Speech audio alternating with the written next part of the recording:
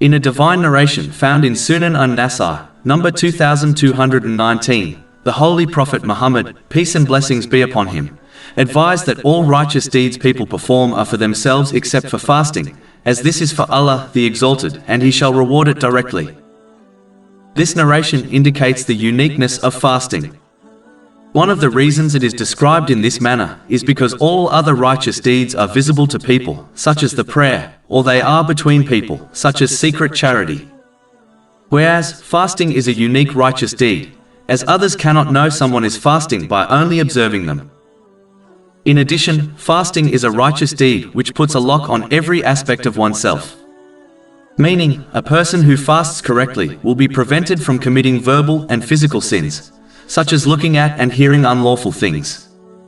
This is also achieved through the prayer, but the prayer is only performed for a short time and is visible to others, whereas fasting occurs throughout the day and is invisible to others. Chapter 29 Al-Ankabut, verse 45. Indeed, prayer prohibits immorality and wrongdoing. It is clear from the following verse, a person who does not complete the obligatory fasts without a valid reason will not be a true believer, as the two have been directly connected. Chapter 2 Al-Baqarah, verse 183. O you who have believed, decreed upon you is fasting as it was decreed upon those before you, that you may become righteous. In fact, the Holy Prophet Muhammad, peace and blessings be upon him, has warned in a narration found in Jami' at-Tirmidhi, number 723, that if a Muslim does not complete a single obligatory fast without a valid reason, they cannot make up for the reward and blessings lost, even if they fasted every day for their entire life. In addition, as indicated by the verse quoted earlier, fasting correctly leads to piety.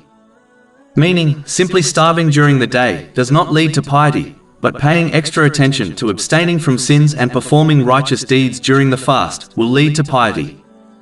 It is why a narration found in Jami' at-Tirmidhi, number 707, warns that a fast will not be significant if one does not abstain from speaking and acting on falsehood.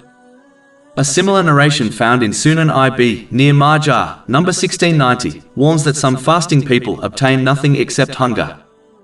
When one becomes more aware and careful in obeying Allah, the Exalted, while they are fasting, this habit will eventually affect them, so they behave in a similar way even when they are not fasting. This is in fact true piety.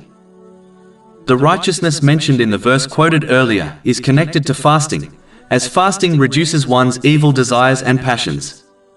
It prevents pride and the encouragement of sins.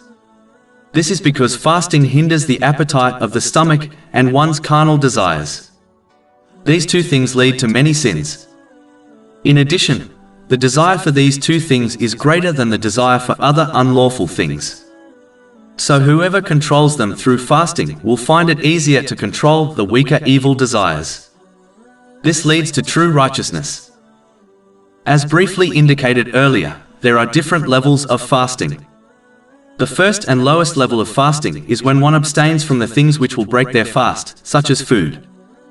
The next level is abstaining from sins which damage one's fast, thereby reducing the reward of their fast, such as lying. This has been indicated in a narration found in Sunan an-Nasai, number 2235. Fasting which involves each member of the body is the next level.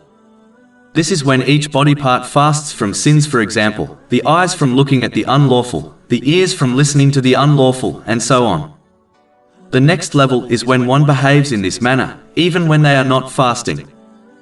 Finally, the highest level of fasting is abstaining from all things which are not connected to Allah, the Exalted, meaning one avoids using the blessings they have been granted, such as their time, in ways which are sinful or vain. A Muslim should also fast inwardly as their body fasts outwardly by abstaining from sinful or vain thoughts. They should fast from persisting on their own plans in respect to their desires, and try to concentrate on fulfilling their duties and responsibilities.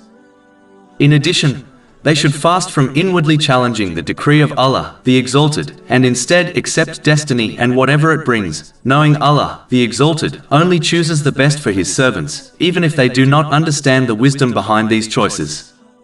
Chapter 2 Al-Baqarah, verse 216. But perhaps you hate a thing and it is good for you, and perhaps you love a thing and it is bad for you. And Allah knows while you know not.